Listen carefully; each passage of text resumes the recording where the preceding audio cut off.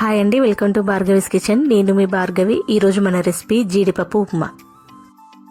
దీనికోసం ముందుగా స్టవ్ పైన కడాయి పెట్టి 1 బౌల్ ఉప్మా రవ్వ వేసుకుని ఒక 5 నిమిషాల పాటు చక్కగా వేయించుకోవాలి. స్టవ్ను లో ఫ్లేమ్లో పెట్టుకుని వేయించుకోవాలి.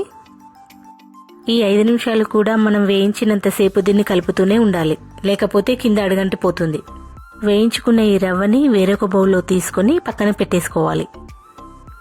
ఇప్పుడు అదే కడాయిలో 1 టేబుల్ స్పూన్ నెయ్యి వేసుకోవాలి.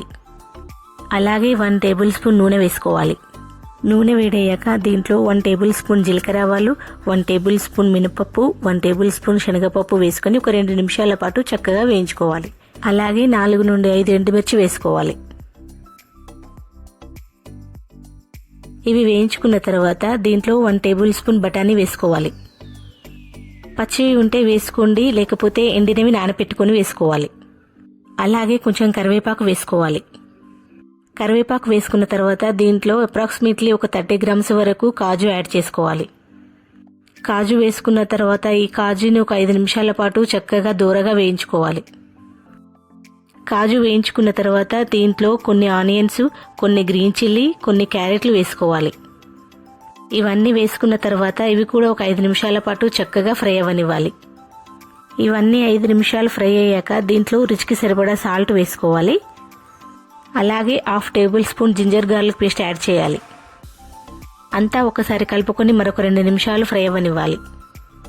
ఇవన్నీ 5 నిమిషాలు ఫ్రై అయ్యాక ఉప్మాను ఉడికించడానికి సరిపడా నీళ్లు వేసి ఈ నీళ్ళన్నీ కూడా ఒక 10 నిమిషాలు చక్కగా బాయిల్ అవ్వనివ్వాలి.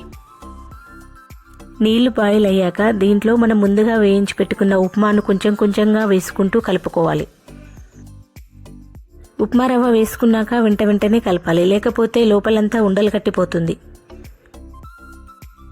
ఉప్మా రవ్వను మొత్తం అంతా వేసుకున్న తర్వాత అంతా ఒకసారి కలుపుకొని మూత పెట్టేసి కుక్ అవ్వనివ్వాలి.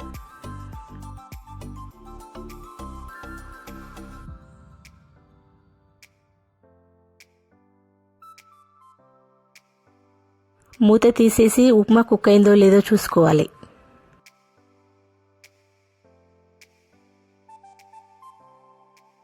ఉప్మా మొత్తం కుక్ అయ్యాక దీంట్లో 1 కప్పు మిల్క్ యాడ్ చేసుకుని అంతా ఒకసారి కలుపుకొని మూత పెట్టేసుకోవాలి. ఇలా చివర్లో పాలు కలపడం వలన ఉప్మా మొత్తం ముద్దలా తయారవ్వకుండా ఉంటుంది. మూత తీసి చివర్లో కొంచెం కొత్తిమీర వేసుకొని కలుపుకొని దింపేసుకోవాలి. ఈ వీడియో కనుక నచ్చినట్లయితే లైక్ చేయండి, సబ్స్క్రైబ్ చేయండి. నేను మరిన్ని వీడియోలు చేయడానికి సపోర్ట్ చేయండి. Thank you for watching.